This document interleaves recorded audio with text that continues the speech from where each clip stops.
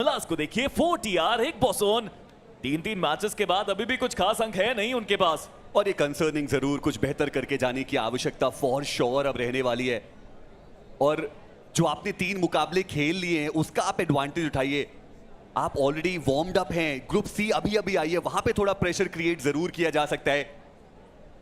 और ऐसे में टीएजी वो वापस से नोवो रेपनॉई की तरफ आगे बढ़ते हुए, बात की जाए व्हाइट वॉकर्स की, वापस से वो जो नदर्न इलाके रहते हैं उसी दिशा में जाने की कोशिश करते हुए। अभी भी कोई ड्रॉप क्लैश खास हमें देखने को मिला नहीं है। मैं जरूर देखना चाहूंगा कि क्या कोई ड्रॉप क्लैश की भी संभावना यहां पर बन सकती है या फिर नहीं। सर्कल किस दिशा में जाएगा वो भी इंपॉर्टेंट रहेगा। ट्रू रिपर्स क्या एक बार फिर से वो ब्रिज ब्लॉक करने की कोशिश करेंगे, क्योंकि इस मुकाबले के अंदर भी 2 टीम्स हैं जो सोस्नोव आइलैंड की तरफ जा तो रही हैं।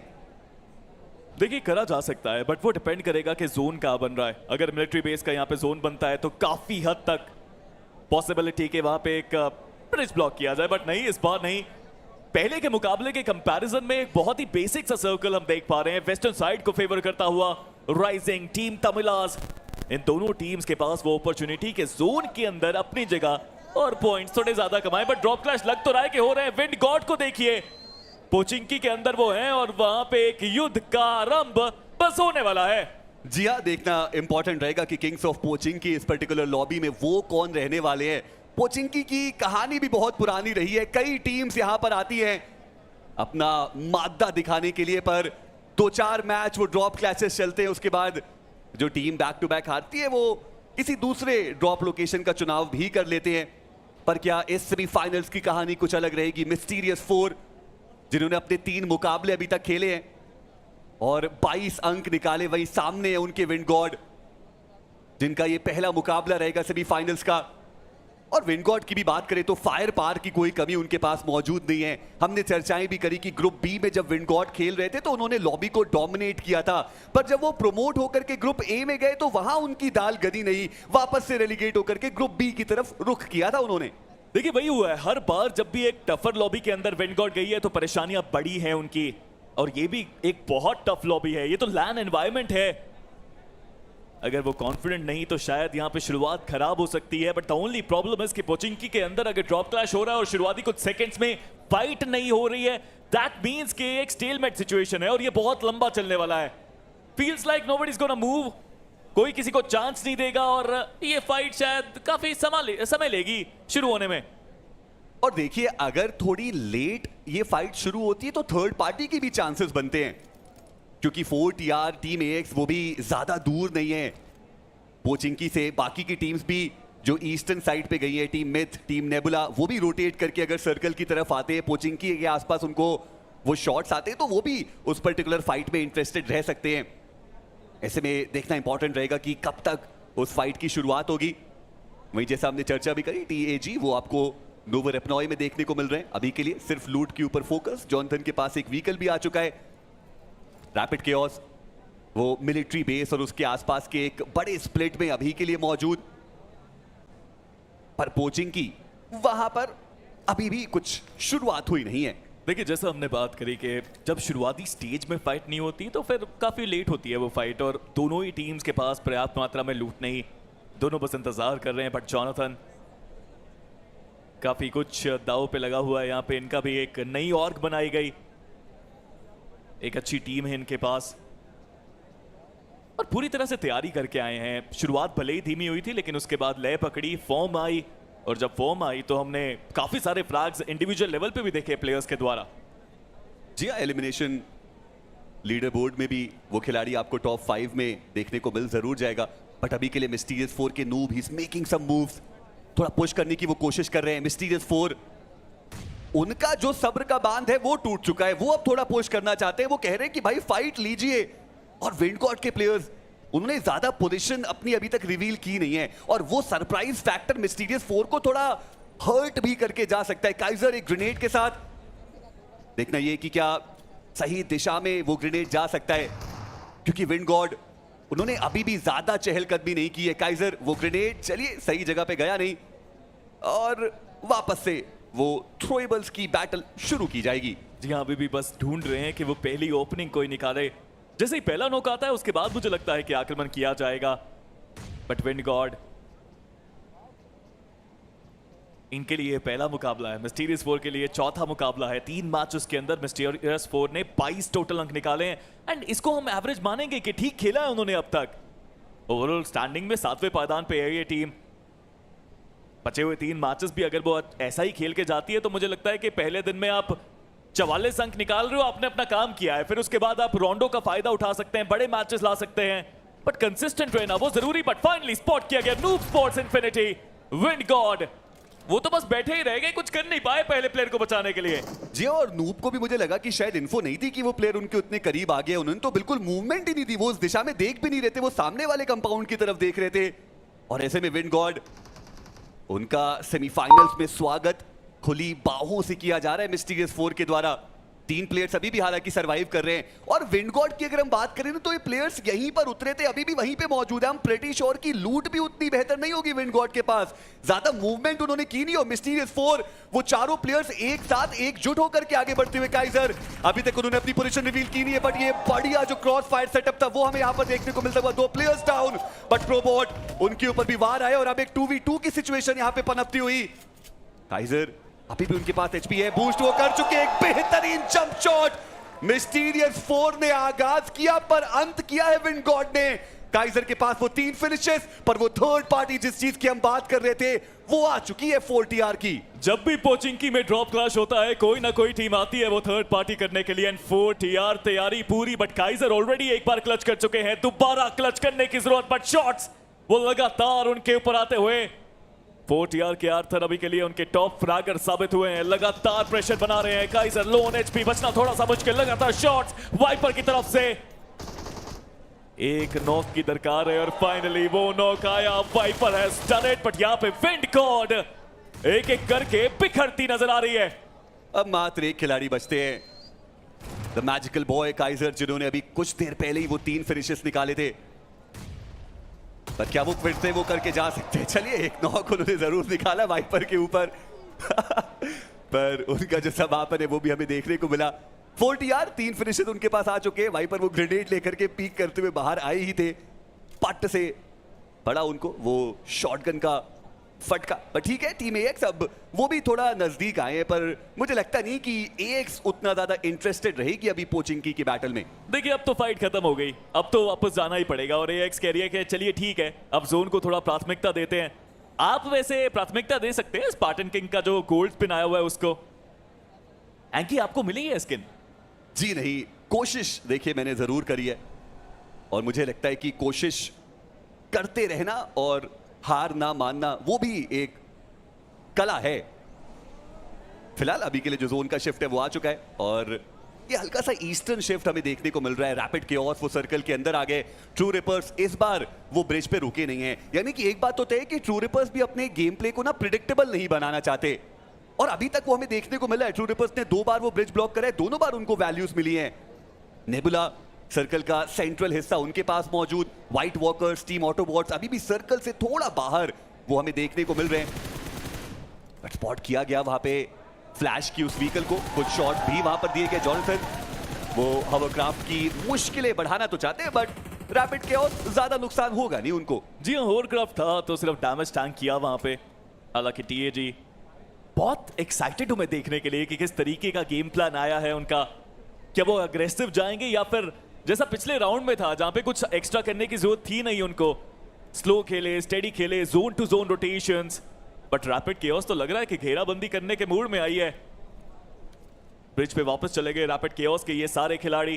ट्रू रिपर्स अभी भी एक डिसेंट एरिया, बड़ा स्प्लिट उनके पास। व्हाइट वॉकर्स भी जो जोन के बाहर थे जोन के अंदर आ गए, ज्यादा परेशानी हुई नहीं। सेम विद ऑटोबॉट्स, वो भी अब जोन के अंदर पहुंच ही गए। TAG वो ब्रिज के आसपास का एरिया जो उन्होंने अभी के लिए होल्ड करके रखा हुआ है, एक तरफ मिथ है, दूसरी तरफ रैपिड केओस, थोड़ा संभल के रहना पड़ेगा। और देखिए ये हवरक्राफ्ट वो ट्रू रिपर्स वाली कहानियां भी कई बार याद दिलाता है जो हमने देखा है इस पर्टिकुलर टीम को करते हुए। अभी भी उनके पास वो हवरक्राफ्ट मौजूद है, बट दूसरी तरफ अरीब उन्होंने बियर्ड बाबा को डाउन कर दिया। अभी तक का राइजिंग का परफॉर्मेंस सच में काफी बेहतरीन रहा है, लगभग 10 के एवरेज से उन्होंने वो पॉइंट्स निकाले हैं। पर बियर्ड बाबा काफी अकेले में वो डाउन हो गए और बाकी के प्लेयर्स जो है राइजिंग के वो भी उस दिशा में जाने की कोशिश कर रहे थे। फाउल को डाउन किया गया फॉक्स, उन्होंने वो नॉक एंड कंफर्मेशन निकाला जरूर है, बट अभी भी ऑटोबॉट्स के पास वो मैन एडवांटेज रहेगा। अरीब को रिवाइव करने की कोशिश भी की जा सकती है, बट टीम तमिलास उनका भी आगमन हो रहा है अब इस फाइट में। बिल्कुल सही समय पे थर्ड पार्टी करी है टीम तमिलास ने और वैल्यू निकालने का पूरा मौका उनके पास। मिस्टर आइजल को देखिए, वो नॉक भी सही निकाला उन्होंने। लॉबस्टर जो ऑटोबॉट्स के लिए काफी वैल्यू ऑलरेडी निकाल चुके हैं आज के दिन में, उनका समापन इस बात से, और अरीब का फ्रैग भी कंफर्म यहां पे करना ही चाहेंगे। बट कहना पड़ेगा कि मुश्किलें कई हद तक राइजिंग के लिए भी बड़ी, सिर्फ 2 प्लेयर्स बाकी उनके, और राइजिंग और टीम तमिलास की राइवलरी के बारे में तो हम सब जानते हैं। जी हाँ, काफी पुरानी वो भिड़ंत हमें देखने को मिलती है और यहां पर भी वो कंटिन्यू जरूर होती हुई देखना इंपॉर्टेंट रहेगा कि दोनों में से कौन सी वो टीम होगी जो ग्रैंड फाइनल्स तक का सफर तय कर पाएगी, या हो सकता है कि दोनों ही कर जाएं। उसके लिए बेहतर प्रदर्शन दिखाने की आवश्यकता रहने वाली है। पर अब समय हो चुका है जोन के शिफ्ट का, टीम्स थोड़ा कंफर्टेबल हो चुके हैं अब सर्कल के अंदर, और देखना इंपॉर्टेंट है कि जोन की जो अगली करवट है वो कौन सी टीम्स के सामने एक बड़ा चैलेंज लेकर के आएगी। चलिए, ये एक नदर्न शिफ्ट हमें देखने को मिलता हुआ, टीम तमिलास व्हाइट वॉकर्स, थोड़ा चैलेंजिंग उनके लिए हो जरूर सकता है, बट अब रैपिड क्योस ई स्पोर्ट्स को आगे बढ़ना ही पड़ेगा। भाई दूसरी तरफ मेटा निंजा वो तो व्हीकल लेकर के सीधे सर्कल के अंदर आने की कोशिश कर रहे थे और वहां पे उनको स्पॉट भी किया गया टीम नेबुला। उन्होंने वार वो बहुत बेहतर किया है, पर पलटवार वो भी उतना ही उम्दा किया गया। 2 प्लेयर्स वहां पे डाउन जरूर है मेटा निंजा के, पर टीम नेबुला अब एक 1v1 की वो फाइट है। देखते हैं कि क्या यहां पे नोमी वो बेहतर कर सकते हैं। जीनी फियर वो बेहतरीन जंप शॉट, 3 फिनिशेस उन्होंने यहां पर निकाल दिए। मेटा निंजा जिनकी शुरुआत बिल्कुल भी बढ़िया नहीं हुई थी, इस एंगल पे कमबैक करने की कोशिश, 4 फिनिशेस आ गए और रिवाइवल में भी कुछ मुश्किल होगी नहीं उनको। जी हाँ, और कोई भी यहाँ पे रश करता नजर नहीं आ रहा, लेकिन शुरुआत की बात कर रहे हैं तो नेबुला की कितनी खराब शुरुआत हुई। वो पहली फाइट, वो जोन के अंदर की अप्रोच उनका, और अपने एरियाज को वो डिफेंड नहीं कर पाए। बट मेटा निंजा पहले 3 मैच में जितने पॉइंट्स कमाए थे उसको डबल से भी ज्यादा कर लिया इस एक फाइट के बाद। बट टीम ऑटोबॉट्स थोड़ी सी मुश्किलें बढ़ रही हैं यहाँ पे आएगी कि अकेले फंसे हुए हैं, नेड्स लगातार आते हुए, वो स्मोक है, दैट्स द रीजन के नेड्स अभी तक अंदर नहीं गए। पर टीम एक्स को पता है कि इस फाइट को, इस फ्रैग को आसानी से वो निकाल सकते हैं। मोलोटोव का भी इस्तेमाल किया, बाहर जाने पे मजबूर किया, एक ने एक फ्रैग निकालने की कोशिश की, बट अब बारी है TAG की। जोनाथन वहां पे फंसे हुए, शॉट देने की कोशिश, वो जिगर अच्छा था उनकी तरफ से, बट फायदा नहीं हुआ। Rapid chaos e sports rapidly chaos बचाते हुए TAG के खिलाफ। जी हाँ, ये 2 फिनिशेस आ चुके और दोनों ही फ्रैगर ने निकाले। TAG वो अपना कंपाउंड डिफेंड करने में कामयाब नहीं हो पाए, जो बाकी के 2 प्लेयर्स है वो रिट्रीट करने पे मजबूर। देखना ये कि रैपिड केओस क्या वो यहां पर भी पुश इन करना चाहेंगे। व्हीकल्स उनके पास मौजूद है और उनको भी पता है कि वो 2 फिनिशेस थोड़े आसानी से और ज्यादा निकाले जा सकते हैं, given the number advantage is in the favour of rapid chaos e sports. पर रुक गए, फ्लैश को आप देखिए, अभी भी वो आगे देखने को मिल रहे हैं। वहां पे वो इंटेल बेहतर कलेक्ट करना चाहते हैं, क्या वापस से व्हीकल उठा के पुश करेंगे। हालांकि रैपिड केओस के पास भी अब वो सर्कल का एडवांटेज आ चुका है जो उनको चाहिए था। वो जोन का शिफ्ट उनके फेवर में आया नहीं था और वो कंपाउंड छीना उन्होंने TOG से। बट यूजुअली जब हम कुछ नए प्लेयर्स को देखते हैं लैंड पे तो थोड़ा नर्वस फील करते हैं, वो शुरुआत में ज्यादा अटैक नहीं करते। बट रैपिड केओस ने तो बिना नॉक करे सीधा पुश कर दिया उस कंपाउंड के अंदर। शायद इंफॉर्मेशन मिल गई कि स्प्लिट पे थे TAG के खिलाड़ी, कोई कवर देने नहीं आ पाया। 2 ओनली फ्रैग्स रैपिड केओस के पास, और लग तो रहा है कि कॉन्फिडेंट फील करेंगे इसके बाद। बट TAG अब वो कंपाउंड के अंदर 2 खिलाड़ी, और एक बार रीसेट होने के बाद दोबारा से रैपिड केओस जा सकती है। बट अब जोन के शिफ्ट की बारी, 14 सेकंड के बाद ये जोन का शिफ्ट आने वाला है। अभी भी टीम AX जोन का सेंटर उनके पास।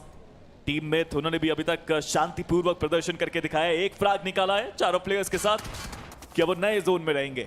अभी के लिए ट्रू रिपर्स की मुश्किलें बढ़ सकती है। टीम तमिलास के पास वो हायर ग्राउंड एडवांटेज हमें देखने को मिल रहा है, और ट्रू रिपर्स वो पोजीशनिंग बिल्कुल भी बढ़िया हमें उनकी देखने को मिल नहीं रही है। टीम राइजिंग वो भी जोन के बाहर से रोटेट करने की कोशिश कर रहे, और ऐसे में टीम तमिलास क्या वो यहां पर वैल्यूज अपने खाते में लेकर के जा सकते हैं, वो देखने वाली बात रहेगी। बट युवा उन्होंने वो ऑफ गार्ड एंगल पकड़ा और वहां से एक नॉक निकाल दिया। टीम तमिलास के ऊपर प्रेशर क्रिएट किया, पर टीम राइजिंग के प्लेयर वो व्हीकल लेके सीधे आगे जाने की कोशिश कर रहे हैं। आपके ऊपर ब्लू का डैमेज पहले से ही बहुत ज्यादा था, आप आउटनंबर्ड भी है, उसके बावजूद एक बोल्ड मूवमेंट जो टीम राइजिंग यहां पर लेती हुई नजर आई। युवा अभी भी वो ब्लू का डैमेज टैंक कर रहे हैं। टीम तमिलास के लिए ये आसान फिनिशेस हो सकते हैं। एक और ग्रेनेड जो फॉक्स के करीब जाता हुआ एम गॉड, उनको तो काफी आसानी से रिवाइवल भी यहां पर मिल सकता है। पर टीम तमिलास को भी अब देखना पड़ेगा कि कितनी देर तक वो फाइट में इन्वॉल्व होना चाहते हैं, क्योंकि जोन को भी तो प्राथमिकता देनी है। देखिए आपके पास समय नहीं है, दैट्स द रीजन कि रीपर ने यहाँ पे प्लान किया, बट वो फायदेमंद साबित हुआ। टीम तमिलास एक और फ्रैग उनके नाम के आगे, और अब युवा राइजिंग की एक आखिरी उम्मीद बचे हैं। जब हमने पहले उनको देखा था 4 फर्स्ट एड थी, बट अब मुझे लगता नहीं कि उनके पास ज्यादा फर्स्ट एड बचेगी। बट ट्रू रिपर्स जो पहले से यहाँ पे मौजूद थे, फायदा उनको अब मिलता हुआ। जस्टी वहां पे डाउन है, बचने की संभावनाएं बहुत कम, और ट्रू रिपर्स अब अटैक करने पे आतुर नजर आ रही है। काफी कन्फाइंड सा स्पेस है अभी के लिए टीम तमिलास के पास। ट्रू रिपर्ट वो चाहे तो इस पूरी पोजीशन को अपने खाते में वो लेकर के जा सकते हैं। जिया टर्मी का वो स्प्रे प्लेयर्स के ऊपर गया, एक प्लेयर को डाउन किया, जो दूसरे खिलाड़ी है मिस्टर आईजीएल, उनको कुचला गया उस व्हीकल से। और टीम तमिलास प्रेशर में, ये टीम थोड़ी बिखरती हुई सी नजर आ रही है। बट ट्रू रिपर्स को आप देखिए क्या बढ़िया संयम उन्होंने वहां पे दिखाया। फाइट में डायरेक्टली नहीं गए, पहले इंतजार किया सही मौके का, और उसके बाद वो बाउंस बैक करने की कोशिश। एम गॉड वो सर्कल की तरफ गए जरूर है, बट जोन के अंदर अकेला वो खिलाड़ी सीधे एंट्री अपनी बनाता हुआ नजर आ रहा है। देखना ये कि क्या वो वहां पे सरवाइव कर भी पाएंगे। बट युवा पोजीशन उनकी भी रिवील्ड है, और चलिए जो समापन है वो टीम तमिलास का हो चुका है। इस मुकाबले से निकाले मात्र 4 अंक। 4 मैचेस के बाद टीम तमिलास के पास अब 12 टोटल अंक है, और कुछ ऐसा सोचा नहीं था उन्होंने। बट साइरेक्स ये स्प्रे तो काफी शानदार उनकी तरफ से, बट क्या वो टर्मी को भी डाउन करेंगे? जी हाँ, डाउन करेंगे। लेजर स्प्रेस लगातार अपनी टीम को कवर भी दे रहा है वो खिलाड़ी। साइरेक्स ने बहुत उम्दा काम किया, यहाँ पे कवर प्रोवाइड किया, बैक टू बैक नॉक्स निकाले, और टीम एएक्स सबसे बड़ा मौका है अब फ्रैग्स कंफर्म करने का, पॉइंट्स टेबल में और ऊपर जाने का। देखिए साइरेक्स की अगर आप इंडिविजुअली बात करें तो अपनी टीम से हाईएस्ट फिनिशेस उन्होंने अभी तक निकाले हैं। उसके बाद हमें डिवोटी दूसरे नंबर पे देखने को मिलते हैं। यहां पर भी वो प्रिसीजन के साथ स्प्रेज हमें देखने को मिले, और लग तो रहा है कि जी हाँ उसी फॉर्म के साथ ये खिलाड़ी इस सेमीफाइनल्स के अंदर भी आया है। 24 पॉइंट्स ऑलरेडी हो चुके हैं एएक्स के पास। ट्रू रिपर्स की ओमेगा उनका समापन, वो फिनिश गया साइरेक्स के खाते में। और ट्रू रिपर्स के पंख वो सर्कल के सेंटर में पहुंच गए, आउट ऑफ नोवेयर। एजेस के बाहर वो टीम मौजूद थी, वो खिलाड़ी व्हीकल लेके सीधे सेंटर पे पहुंच गए, और अभी भी वहां पे वो सरवाइव करने की कोशिश कर रहे हैं। हालांकि लास्ट आर्डे के प्लेयर्स उनके नजदीक जरूर मौजूद है। देखना इंपॉर्टेंट रहेगा कि क्या वो कोई भी प्लेसमेंट पॉइंट दिला पाएंगे अपनी टीम को। देखिए अभी के लिए तो लास्ट आर्डे के प्लेयर्स लग नहीं रहा कि वो अटैक करना भी चाहते हैं। पंक के पास वो कंपाउंड है, आराम से चाहें तो वहां पे इंतजार कर सकते हैं। लास्ट आर्डे ने कहा कि शेयर कर लेंगे, बट ज्यादा देर तक शेयर मुझे लगता नहीं वो करेंगे इस कंपाउंड को, क्योंकि वो अब चाहेंगे कि पंक वाला एरिया भी उनके पास हो।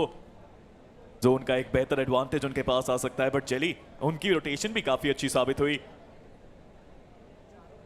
हर्ष के साथ जोन के अंदर वो पहुंचे, बट युवा आखिरी खिलाड़ी, ज्यादा देर लगता नहीं कि मुझे बच पाएंगे वो। अन लीजिए डिवोटी को वो भी फ्रैग मिला। टोटल 5 फ्रैग टीम एएक्स के पास आए।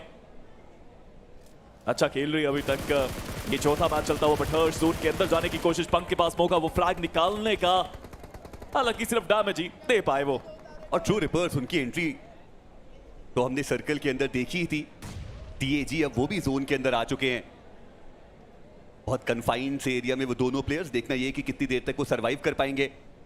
मैं 4TR को देख रहा हूं, उनके पास पूरा नॉर्दर्न एज का कंट्रोल है, और साथ ही साथ वो मैन एडवांटेज जिस चीज के बारे में हम चर्चाएं कर भी रहे थे, 3 प्लेयर्स उनके अभी भी यहां पर इस लॉबी के अंदर मौजूद। बट दूसरी तरफ अगर हम एक बोजोन की बात करें तो वो थोड़ा प्रेशर क्रिएट करना चाहते हैं व्हाइट वॉकर्स के ऊपर। एक ओपन चैक में वो प्लेयर, बट साइडलाइन से वाइपर उन्होंने गॉडेक्स को स्पॉट कर लिया। वो बेहतरीन स्प्रे भी जाता हुआ नजर आया, एक स्मोक भी किया गया है ताकि रिवाइवल को एग्जीक्यूट किया जाए। एक बोजोन का भी एक बड़ा स्प्लिट देखने को मिलता है, और अब मेटा निंजा वो वहां पर उस फिनिश कंफर्मेशन को लेकर के जाना चाहते हैं। दूसरे प्लेयर के ऊपर भी डैमेज आया, व्हाइट टाइगर की भी एचपी थोड़ी कम हुई, पर इस सारे केओस के बीच में वो रिवाइवल चलता हुआ। दूसरी तरफ मिथ के लूसीफर वो है जिन्होंने ध्रुव ओजी को कर दिया है डाउन। जी हाँ, जोन के बाहर वो फाइट चल रही है, बट ये नेड काफी अच्छा साबित हुआ। देखिए अनुज टोपी दिखा रहे हैं कि कुछ इस तरह से नेड आप डाल सकते हैं, बट एक बॉसोन वो फ्रैग तो बट गए अलग अलग टीम्स के अंदर। मेटा निंजा को एक फ्रैग मिला, 4TR को एक फ्रैग मिला, बट ध्रुव बच वो नहीं पाए। रैपिड केओस को एक बड़ा झटका लगता हुआ। इवन मिथ एक प्लेयर उन्होंने भी गवा दिया हर्षल के रूप में। टैडी, लूसीफर, डेट्रॉक्स तीनों कोशिश कर रहे हैं कि जोन के अंदर अब पहले पहुंचे, बट उससे पहले फ्रैग्स कंफर्म किए जाए। बटाडी सबसे आगे गए, ट्रेड गेम्स यहाँ पे भी चलते हुए दोनों खेमों में नुकसान होता हुआ, बट डेट्रॉक्स अब बचे हैं एकमात्र खिलाड़ी। टीम रैपिड केओस मौका पूरा के फाइट को जीते और जोन के अंदर जाएं। पर रैपिड कियोस के खेमे में वो रिवाइवल चलता हुआ नजर आ रहा है। जी नहीं, उन्होंने रिवाइव वो एग्जीक्यूट नहीं किया। अभी भी इंतजार वो चलता हुआ। डेट्रॉक्स उनको एक 1v2 करके जाना पड़ेगा, बट जी नहीं, इस बार नहीं। रैपिड कियोस वो उस फाइट को जीतेंगे। 6 एलिमिनेशंस उनके खाते में आ चुके हैं, पर अब सर्कल के अंदर जाना है ट्रू रिपर्स के पंख। वो एक ग्रेनेड के साथ तैयार नजर आ रहे हैं। वो ग्रेनेड उन्होंने थ्रो भी किया, बट कनेक्शन बना करके वो गया नहीं। फ्रैगर उन्होंने डिवोटी को डाउन कर दिया। साइको वो डाउन किए जाएंगे पंख के द्वारा। रैपिड कियोस पूरी तरीके से वो फंसते हुए नजर आ रहे हैं। साइको को रिवाइव मिल पाना वो अब तो असंभव ही रहेगा, और बाकी के 2 प्लेयर्स कोशिश कर रहे हैं कि कैसे भी जोन को आउटरन किया जाए। एंड कमाल है, पंक यूजुअली अकेले प्लेयर जब बचते हैं वो थोड़ा सरवाइव करने को देखते हैं। पंक तो अटैक करने को देख रहे हैं, वो तो फाइट करना चाहते हैं। बट सायरैक्स ये खिलाड़ी रुकने का नाम नहीं ले रहा। लास्टाडे को भी एक बड़ा झटका लगा। सायरैक्स रेडन अब जोन की तरफ बढ़ते हुए, बट वहां पे मेटा निंजा के अपोलो उनका इंतजार कर रहे हैं। क्या पता है इस बारे में? नीड कैंसिल किया। मेटा निंजा अपोलो मौका क्लच करके दिखाने का, एक प्लेयर को डाउन किया, बट सिर्फ एक ही फ्रैग को यहां पे ले पाए। सिर्फ एक नॉक वो निकाल पाए।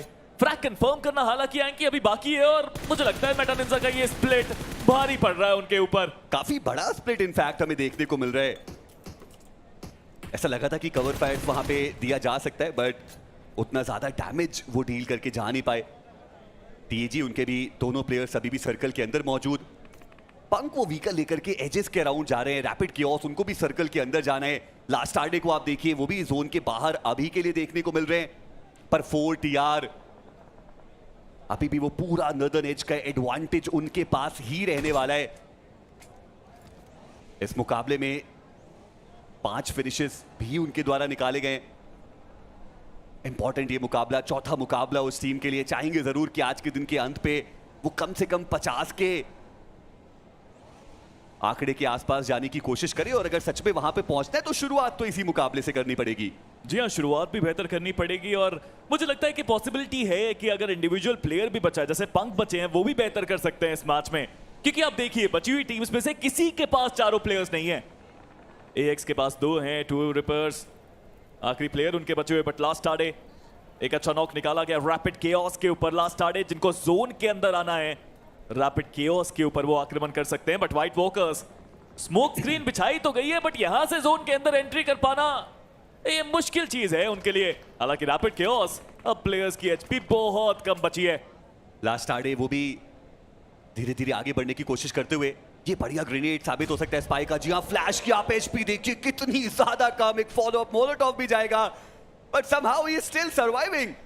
चलिए वो रिवाइव कर नहीं पाए, बट ये क्या कर दिया आपने? फ्लैश, वो मोलोटॉव आपके सामने आया था, आप उससे बच भी पाए।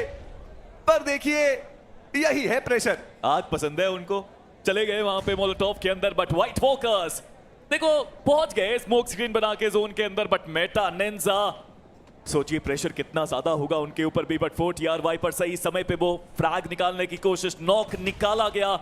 अनुज टोपी एक आखिरी प्लेयर बचे हैं, और यहां से रिवाइव देना भी काफी मुश्किल रहेगा। रेंगते हुए उनके साथी जोन के अंदर आना चाहेंगे, बट 4TR पेशेंस दिखाया है। 5 फ्लैग्स निकाले हैं, बट जेली है जिन्होंने फ्लैग चुरा लिया यहाँ पे 4TR का। एक और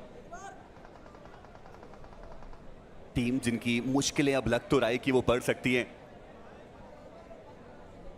लास्टाडे जोन के अंदर पहुंचे, अभी भी एजेस का एरिया उनके पास मौजूद।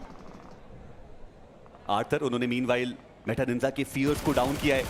पंक थोड़ा टाइमिंग वहां पे लेफ्ट राइट हुआ जरूर, सही टाइम पे वहां पे वो शॉट्स दे नहीं पाए, और अब वो खिलाड़ी भी अपने आप को रीपोजिशन करने की कोशिश करते हुए। जेली ने सुना है कि ऊपर से कुछ तो शॉट्स आ रहे हैं, और यही वो कारण है कि वो ग्रेनेड्स लगातार उस दिशा में दागने की कोशिश कर रहे हैं।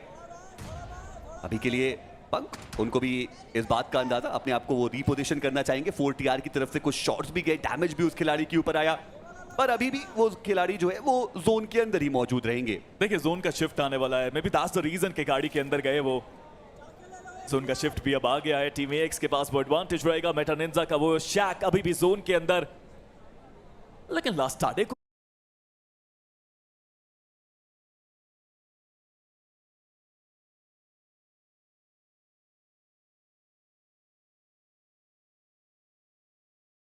जोन के अंदर बढ़ना है, पंक को आगे बढ़ना है, टीएजी को आगे बढ़ना पड़ेगा। गाड़ियां भले ही हैं उनके पास, बट गाड़ियों के अंदर भी एचपी इतनी कुछ खास नहीं। बट पंक, इंफॉर्मेशन क्या मिली है उनको, शॉट्स लगातार आते हुए उनके ऊपर बचना बहुत मुश्किल है पंक के लिए, लेकिन सही समय पे पीछे गए। लेकिन जेली का ये नेट खात्मा कर सकता है उनका, थोड़ा शॉर्ट रह गया। पंक बचिए उन नेट से, वो नेट्स लगातार अब आने वाले हैं। ये नेट करीब गया, ये चिप डैमेज दे के गया, but Punk he is refusing to give up. एक और ग्रेनेड और अभी भी वो खिलाड़ी सरवाइव करता हुआ। देखिए टीएजी को भी सर्कल के अंदर जाना है तो वो थोड़ा उनको देखना पड़ेगा। ये ग्रेनेड बहुत करीब गया, पंक उन्होंने सही टाइम पे रिपोजिशन किया। स्पाई वो भी दूसरी तरफ से आगे बढ़ने की कोशिश कर जरूर सकते, बट ये grenade I think this will be enough. पंक उनका समापन फाइनली, जेली का वो ग्रेनेड और ये दूसरा फिनिश जो जेली के खाते में। पर अभी भी जो हम चर्चाएं कर रहे थे कि टीएजी के दोनों ही प्लेयर्स सर्कल के बाहर मौजूद हैं, जोन के अंदर जाने की भी आवश्यकता रहने वाली है। 4 टीआर ओपन एरियाज में आर्थर आए तो एक व्हीकल का कवर अभी के लिए उन्होंने बनाया, पर वो सेफ एरिया बिल्कुल भी नहीं। फियर्स उनका वो स्प्रे, आर्थर डाउन, शैडो उन्होंने स्पाई को डाउन कर दिया, कालान उनका जो फिनिश कंफर्मेशन है वो आ चुका है। मेटा निंजा, सिर्फ 2 ही प्लेयर्स बचे हैं। कितना पहले उन्होंने अपने 2 प्लेयर्स को गवा दिया था और उसके बावजूद फिनिशेस की कोई कमी नहीं इस टीम के पास। सेम आप कह सकते हैं टीएजी के लिए। Jelly the leader, the IGL, the fragger अब बनते हुए 3 फ्रैग्स निकाल चुके हैं यहाँ पे जेली। टीएजी को आगे बढ़ाने की कोशिश उनके मजबूत कंधों के ऊपर है। टीम एएक्स जस्ट उनके सामने है। क्या पोजीशन के बारे में अंदाजा है टीम एएक्स को? 2 प्लेयर्स एएक्स के पास है, 2 प्लेयर्स मेटा निंजा के पास है। 4 टीआर अभी के लिए तो 2 प्लेयर्स थे उनके पास, बट अब बचा है केवल एक, और वो फ्रैग मिला है टीएजी को। जेली वो चारों फिनिशेस अपने खाते में लेकर के गए हैं। अपनी टीम की उम्मीदों को अभी भी उन्होंने बरकरार करके रखा हुआ है। और जैसा हमने चर्चा करी कि कोई भी टीम ऐसी नहीं है जिनके पास वो मैन एडवांटेज हो। इट्स अ 2v1 सिचुएशन, और ऐसे में ये चिकन डिनर सच में किसी के भी खाते में जा सकता है। पर ये ग्रेनेड काफी बेहतर, रेडन का हर्ष वो डाउन, उनका फिनिश कंफर्मेशन आ चुका है। जेली उनका भी समापन, टीम एएक्स के खाते में वो सारे फिनिशेस गए। 8 अंक जो उन्होंने इस मुकाबले से निकाले जरूर है। और टीम एएक्स के साइरेक्स को आप देखिए, 7 फिनिशेस इस खिलाड़ी ने इस मुकाबले के अंदर निकाल दिए। अभी के लिए एएक्स थोड़ी अनस्टॉपेबल सी नजर आ रही है। देखिए वो डिफेंडिंग चैंपियंस हैं, खेलना बहुत अच्छे से आता है, और जब प्रो सीरीज की बारी आई है एक और ट्रॉफी की तरफ वो जाना चाहते हैं, बट उससे पहले सेमीज को पार करना जरूरी है। और टीम एएक्स ने आज कंसिस्टेंसी दिखाई है सारे मैचेस के अंदर, बट यहाँ पे चिकन निकालना अभी भी बाकी है। मेटा निंजा मीनवाल बचे हुए, दोनों प्लेयर्स अब जोन के बाहर। जोन के अंदर इस समय पे स्मोक स्क्रीन बनाने के अलावा कोई चारा नहीं, और वो उन्होंने किया है। स्मोक्स बिछाए हैं, आगे बढ़े हैं, लेकिन 4 टीआर के जो आखिरी खिलाड़ी आर्थर बचे हैं वो भी एक टॉप फ्रैगर अपनी टीम से कोशिश करेंगे कि इस चिकन को कन्वर्ट कर पाए। पर फाइनली अब मेटा निंजा को आगे बढ़ना पड़ेगा। देखिए ये मुकाबला ना कहीं वो इंडिविजुअल ब्रिलियंस की कहानी बनता हुआ नजर आ रहा है। चाहे आप साइरेक्स की बात करें, आप मेटा निंजा के फियर्स की बात करें, वो जंप शॉट बहुत उम्दा था जो उन्होंने नेबुला के आखिरी खिलाड़ी नोमी के ऊपर दिया था, और वहां से टॉप 4 तक का सफर। पर आर्थर उन्होंने शैडो को स्पॉट किया, वो नॉक उन्होंने निकाला, बच पाना असंभव। और फियर्स अब वो बचते हैं एकमात्र खिलाड़ी टीम एएक्स। अब उनके पास वो मैन एडवांटेज, उनके सामने एक 2v1v1 की सिचुएशन। और लग तो रहा है कि एएक्स को अंदाजा भी है कि जो उनके ओपोनेंट्स हैं वो अभी के लिए कहां पे मौजूद हैं। सिर्फ एक फ्रैग निकालना है यहाँ पे। अगर देखा जाए एक टीम को खत्म करने के लिए टीम एएक्स के लिए रास्ता बिल्कुल साफ हो सकता है। पता है पोजीशन कहाँ है जैसा आपने बताया, बट अब हल्का सा आगे तो इन सभी को बढ़ना है। तीनों ही प्लेयर्स जोन के हैं जिसपे ये आखिरी स्टेज जिसमें टीम सरवाइव करने की कोशिश कर रही है, वहां एएक्स थ्राइव करने की कोशिश करती हुई साइरेक्स। देखो पहले शानदार प्रदर्शन के बाद, पहली ट्रॉफी के बाद थोड़ी निराशा मिली थी इस टीम को। साइरेक्स कहीं और गए थे, लेकिन अलग अलग टीम्स में ट्राई करने के बाद ये प्लेयर जब वापस आया है तो वो पुरानी फॉर्म भी वापस लेके आए हैं। हालांकि अभी भी आगे बढ़ना जरूरी, बट एएक्स लीजिए एक और फ्रैग, साइरेक्स का 8वां। अनस्टॉपेबल साइरेक्स आगे बढ़ते हुए। और अब तो खैर सिर्फ एक ही खिलाड़ी बचे हैं, पर देखिए वो जो खिलाड़ी एक बचे हुए हैं वो भी थोड़े फियरलेस से है। बट पता है टीम एक्स को अंदाजा है कि वो खिलाड़ी कहां पर मौजूद हो सकता है। बैक टू बैक ग्रेनेड से ग्रेनेड शायद काफी हो, जी नहीं। फियर्स अभी तक तो वो सरवाइव कर रहे हैं, अपने आप को हील करने की भी आवश्यकता रहेगी। और टीम एक्स वो कोई भी ज्यादा चहलकदमी नहीं कर रहे, उनको भी पता है कि यहां से चीजें कन्वर्ट हो सकती है। उनके फेवर में ना जाके उनके ओपोनेंट के फेवर में भी जा सकती है। और जिस तरीके से फियर्स अभी लेफ्ट राइट देख रहे हैं, लग तो रहा है कि थोड़ा अंदाजा उनको भी है कि खिलाड़ी कहां पे मौजूद हो सकते हैं, बट फाइनली फियर्स को स्पॉट किया गया। टीम एएक्स के साइरेक्स वही रहे जिन्होंने वो आखिरी फिनिश कंफर्मेशन भी निकाला। जो खुशी है डिवोटी की, साइरेक्स की, वो हम साफ साफ देख भी पा रहे हैं, क्योंकि टीम एएक्स 4 मुकाबलों में 40 का आंकड़ा उन्होंने पार कर दिया। And this is how we were expecting कि टीम एएक्स जो डिफेंडिंग चैंपियन है वो खेल करके जाने वाले हैं।